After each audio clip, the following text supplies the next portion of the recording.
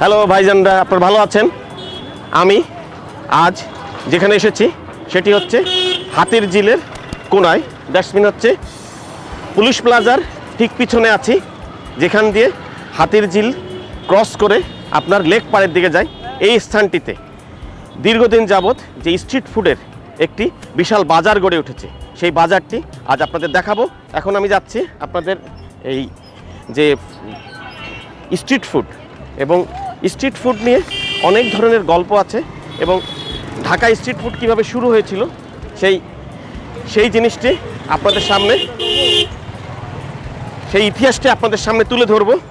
এবং আমার পাশেই এই প্লাটিনাম যে জুস, আপনারা চলে যান, প্লাটিনাম যে জুস এবং রেস্টুরেন্টটা আছে সেটিও আমার পাশে। এবং আমি একাধারে এখানে যে চা আছে, তারপরে ফুচকা আছে, তারপরে চিতই পিঠা আছে, যেই স্ট্রিট ফুডগুলো আছে সেই স্ট্রিট ফুডগুলো আপনাদের সামনে তুলে ধরব। স্ট্রিট ফুড আসলে প্রাচীন একটি বিষয়। স্ট্রিট ফুডের প্রথম বৈধতা দেয় তুরস্ক। আর আমাদের দেশে স্ট্রিট ফুড কীভাবে শুরু হয়েছিল তার ইতিহাস আপনাদের সামনে তুলে ধরব। চলুন সেই ইতিহাসটুকু শুনি। এবং আজ আমি যেখানে আছি সেইখানটাতে দীর্ঘদিন যাবৎ স্ট্রিট ফুডের একটি বিশাল বাজার গড়ে উঠেছে, এবং এই স্ট্রিট ফুডটি আপনাদের সামনে আজকে পুরোটাই তুলে ধরছি। চলুন।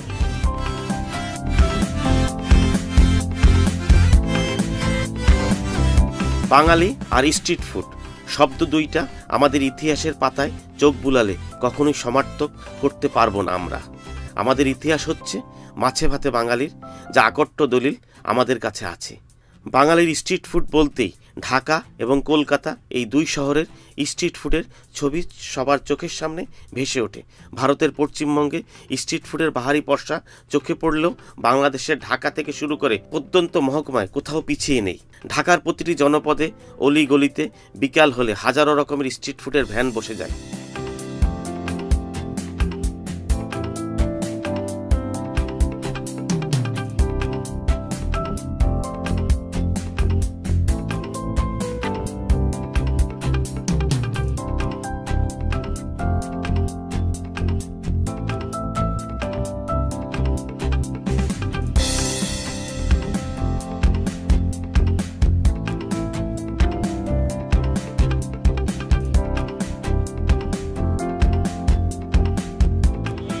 এই স্ট্রিট ফুডের প্রথমেই পেলাম চা। আচ্ছা, তুমি কি চা বিক্রি করো? তান্দুরি চা। তুমি এই মটকাগুলো কোথা থেকে ম্যানেজ করো? এই যে মাটির খুঁড়িগুলো কোথা থেকে? বরিশাল থেকে। বরিশাল কোথা থেকে আসে? এটা কি তুমি একবারই ব্যবহার করো? তুমি কতদিন ধরে চা বিক্রি করতেছো? বছরখানেক। তুমি বছর যখন শুরু করছিলে তখন তুমি চা বিক্রি করতে কত করে? জোরে বলো। 30 টাকা। এখন কত বিক্রি করছো? এখন 40 টাকা। আচ্ছা, কেন এখন 40 টাকা কেন? খরচ বেশি। তাতে কি তোমার পোষাচ্ছে? এখন 40 টাকা হলে আসে। এই খুঁড়ি কি একবারই ব্যবহার করো? তুমি কি শুধুই চা বিক্রি করো? আচ্ছা, আর কি গরুর দুধে চা বানাও তুমি? লিকুইড দুধ। কেন গরুর দুধে বানালে কি হয়? ভালো পাওয়া যায় না। পাউডার দুধ দিয়ে তুমি বানাচ্ছ? কি দুধ তাহলে? আচ্ছা, মিল্ক বিটার প্যাকেট দুধ, সেটা তো গরুর দুধ, তাই না? আচ্ছা, তুমি চা বানাও, আমি চা খাবো। আমরা 3 জন আছি, 3 জন খাবো। তার আগে আমরা ওইখানে চিতই পিঠাটা দেখে আসি। হ্যাঁ, তুমি চা বানাইতে থাকো, চা খাবো আমরা। এবার আসলে চায়ের পাশেই আছে চিতই পিঠা। এই চিতই পিঠা। আপনি ভালো আছেন? আপনি কি বানান? আবার ডিম কেন চিতই পিঠার সাথে? চিতই কেটে কি মানে ডিম ভাজি করে দেন না কি করে দেন? এটা কি মজা হয়? আরে বানান না দুইটা, দেখি কেমন মজা। আপনার চিতই ডিম পিঠা কত করে বিক্রি করেন? 30 টাকা পিস ডিম পিঠা। ডিম পিঠা চিতই 30 টাকা পিস। আগে কত বিক্রি করতেন? ডিম যখন দাম ছিল 10 টাকা, তখন 20 টাকা বিক্রি করতেন। এখন 10 টাকা বাড়ছে। এখন কি লাভ আছে? মোটামুটি চলে। কয় টাকা বিক্রি করেন দিনে? সংসার চলে যাতে আপনার? কয় ছেলে মেয়ে? 2টা মেয়ে। পড়াশোনা করে? বড়টা করে, ছোটটা ছোট। ছোটটা ছোট। গুড। আপনি বানান 2টা, আমরা খাবো এখন।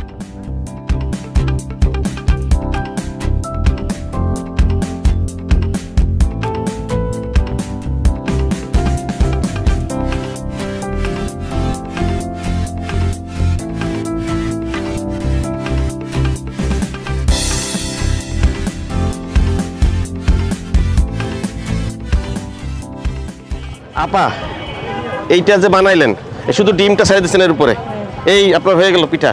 আর এই চালের গুঁড়া কি আপনি নিজে করেন? আর এর মধ্যে ভর্তা কিছু দেন না আপনারা, না এইভাবেই খায়? তো দিবেন না সেগুলো? বাটিতে তো দিলাম। তো কই যেতে দিচ্ছেন, আরেকটা বাটি দিবেন না? হ্যাঁ আরেকটা বাটি দিবেন না?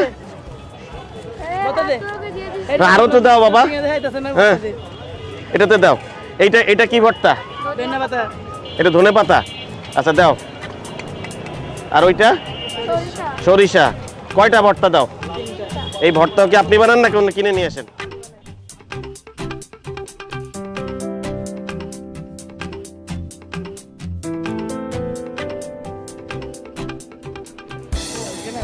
হ্যাঁ এই যে ভর্তা, এই আরেকটা। অনেক গরম, অনেক গরম আছে। হ্যাঁ অসাধারণ না?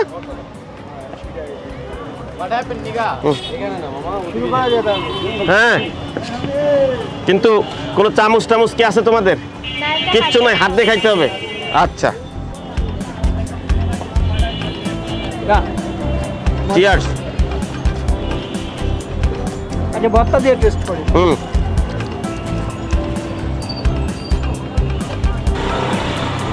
ভালো আছে। দর্শক এইটা হচ্ছে স্ট্রিট ফুডের চিতই পিঠার সাথে ডিম দিয়ে, আর ডিমটা আসলে পোস্ট করার মতন। এখানে নানান ধরনের ভর্তা আছে। হ্যাঁ মজা আছে।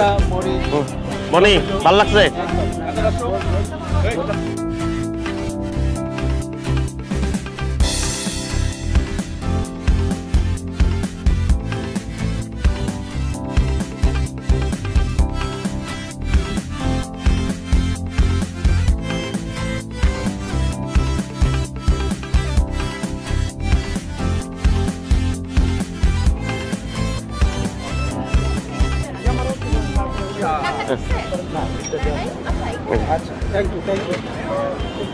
বনি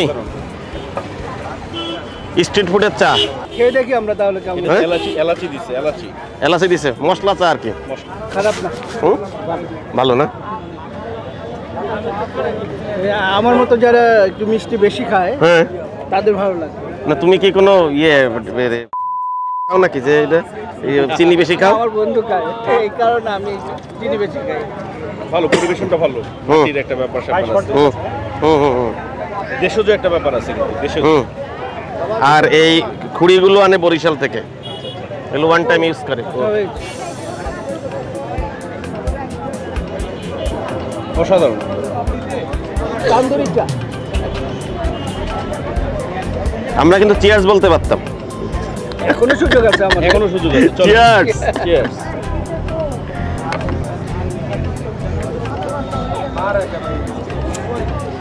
দর্শক আমার সাথে যে দুজন ভদ্রলোক আছেন ওনারা দুইজন আমার ওস্তাদ মানুষ। হ্যাঁ আমি ঢাকা শহরের রাস্তাঘাট সবকিছু ওনাদের দুইজনের মাধ্যমে আমি চিনছি। তখন কি আমরা রিকশা চালাইতাম, এটা বুঝতে চাচ্ছ? দুইজনের মাধ্যমে চিনছি, এবং ভালো হয়েছে যা খারাপ হয়েছে যা সবই তার দুইজনের মাধ্যমে সাক্ষী রাখতেছে কিন্তু। ভালো খারাপ। হ্যাঁ এই যে সে মাথা নাড়ছে, সে মাথা নাড়ে না এখনো। ভালোর অংশে মাথা নাড়ে। হ্যাঁ ভালোর অংশে।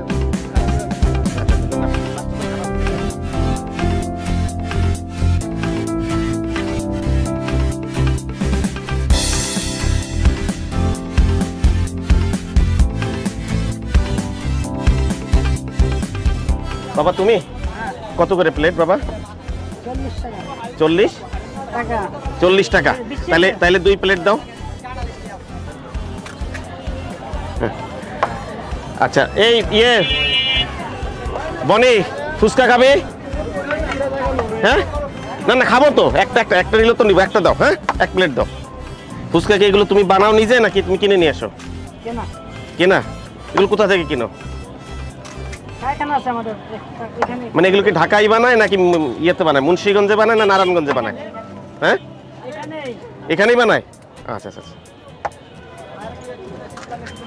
তোমার এমনি ফুচকা মাশাআল্লাহ চলে ভালো, তাই না? যাক তুমি ভালো থাকলে ভালো।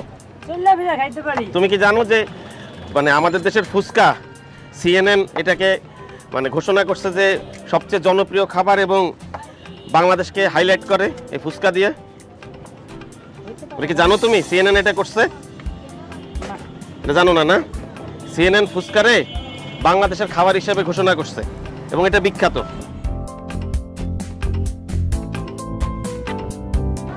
এখানে দেখলাম তুমি লেবু দিছো, তাই না? আর কি দিছো? ডিম, লেবু আর ডিম।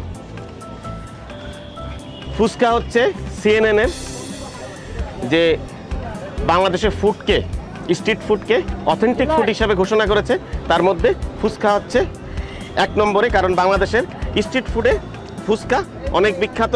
এই হিসাবে সিএনএন এটাকে অথেন্টিক স্ট্রিট ফুড হিসাবে ঘোষণা করেছে। দর্শক, আমি সেই স্ট্রিট ফুডটাই একটু খেয়ে দেখছি।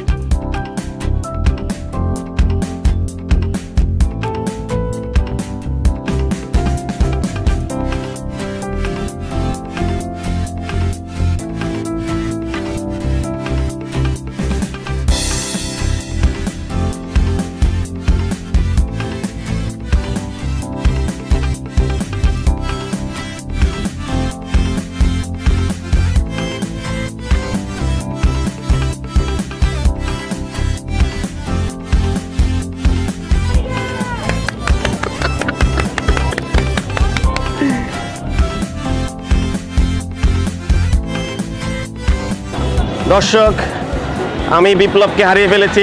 বিপ্লব খাওয়ার ভয়ে চলে গিয়েছে। আমরা ফুচকা করে এখন আসছি হচ্ছে দোসা।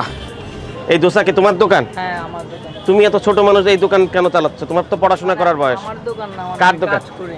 তুমি কাজ করো? হ্যাঁ। তুমি কি পড়াশোনা করো না? পড়াশোনা করছি। হ্যাঁ, কোন ক্লাসে পড়ো? পড়তাম, জোর- এখন আর পড়ি না। কেন বাবা করো না? এমনি। কেন বাবা আছে না?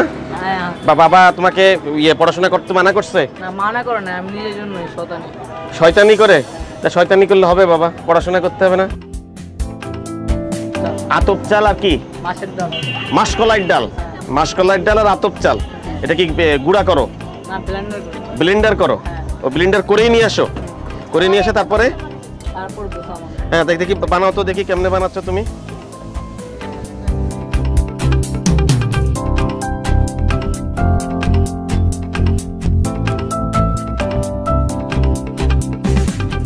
দোসা আসলে সাউথ ইন্ডিয়ান ফুড, তবে আমাদের বাংলাদেশে জনপ্রিয় এখন।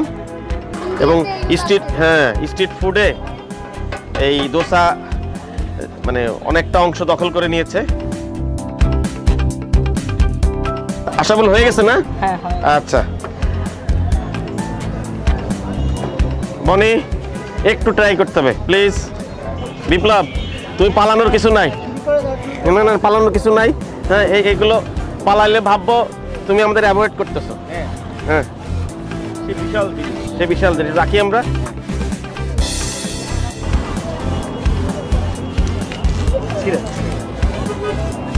এর ভিডিও নিয়েছেন? হ্যাঁ? না, আমি নিয়েছি হচ্ছে নারকেলের চাটনি, এটা নাকি স্পেশাল।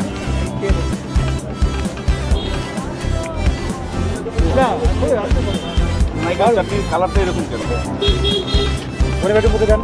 হ্যাঁ, আমি নাইকেল চাটনি খাবো না। নাইকেল চাটনি ভালো না। চা খান।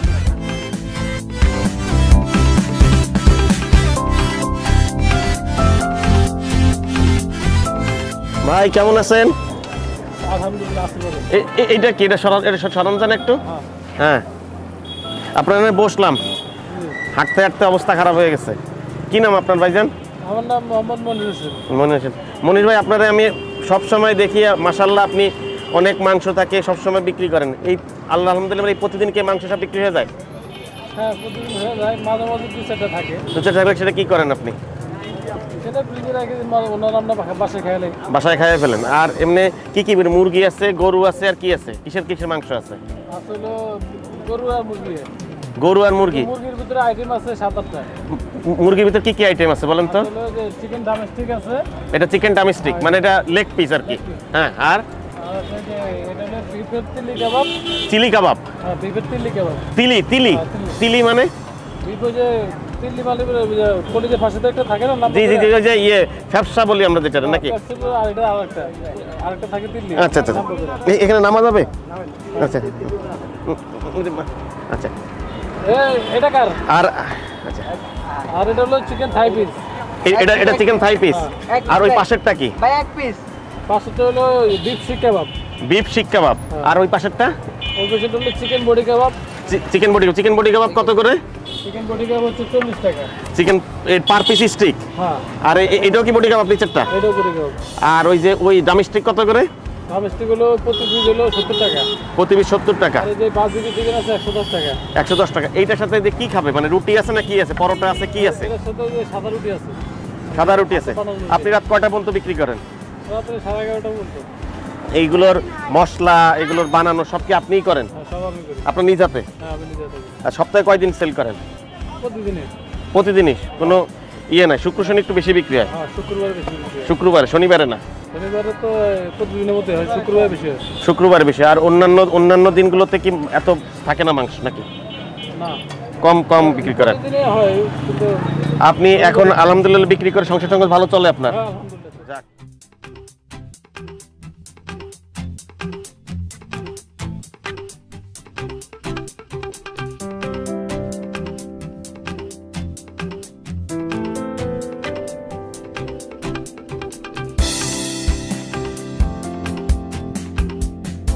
কাবাব এমন জিনিস যে ঠান্ডা হলে আর ভালো লাগবে না, তাই আবার নিয়ে আপনাদের দেখাচ্ছি। আমরা কোনো ফুড ব্লগার না, আমরা কোনো পুষ্টিবিদ না, আমরা কোনো খাবার নিয়ে এই খাবার ভালো, এই খাবার খারাপ, এই ফুটপাতের এই খাবারটা মজার আছে, এই খাবারটা হাইজিন না, আমরা এইসব কোনো না।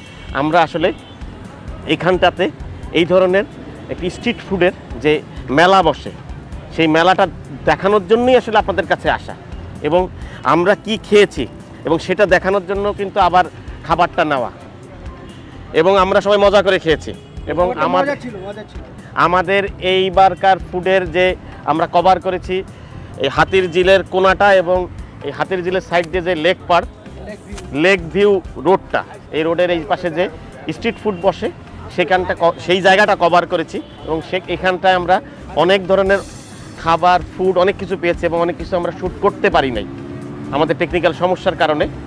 তবে দর্শক, আমরা পরবর্তী কোনো একটা সময় আমরা আবার আপনাদের দেখাবো নতুন করে। কিন্তু একটা বিষয় বলে রাখি যে স্ট্রিট ফুড হচ্ছে পৃথিবীর আদি যে মানে মধ্যবিত্ত এবং নিম্নবিত্তর জন্য যে খাবার পরিবেশন করার জন্যই আসলে এই স্ট্রিট ফুডের সৃষ্টি। কারণ স্ট্রিট ফুডের প্রথম ক্রেতাই ছিল হচ্ছে নিম্নবিত্ত এবং মধ্যবিত্তরা, এবং স্ট্রিট ফুড শুরু হয় আসলে গ্রিসে প্রথম, এবং এর প্রথম আইনগত যে বৈধতা দেয় হচ্ছে তুরস্ক, সেটাও 1700 শতাব্দীতে। আর 1800 শতাব্দী পর্যন্ত আমেরিকাতে স্ট্রিট ফুড অবৈধ ছিল। এই ছোট করে যে স্ট্রিট ফুডের ইতিহাস বললাম। তবে এই এপিসোডে আপনারা শুনেছেন যে বাংলাদেশে স্ট্রিট ফুডের যে ইতিহাস, কীভাবে স্ট্রিট ফুড শুরু হলো সেই মুঘলদের আগের থেকে, সেটা আপনারা শুনেছেন। আপনাদের নিশ্চয়ই ভালো লেগেছে। এবং আমার সাথে আজকে বনি চৌধুরী এবং বিপ্লব, তারা আমি যেহেতু কম খেয়েছি, আমাকে খেয়ে সহযোগিতা করার জন্য তাদেরকে অসংখ্য ধন্যবাদ। এবং তারা দুইজন বাংলাদেশের নামকরা ডিরেক্টর। তারা এই আজকের এপিসোডে আমি কোনো ডিরেকশন দেই নাই, আসলে তারা দুইজনই দিয়েছে, এবং তাদের দুইজনের প্রতি আমি কৃতজ্ঞ। দর্শক, পরবর্তী কোনো একটা বিষয় নিয়ে, কোনো একটা জায়গায়, কোনো একটা স্থানে আপনাদের সাথে আবার দেখা হবে। সেই পর্যন্ত খোদা হাফেজ।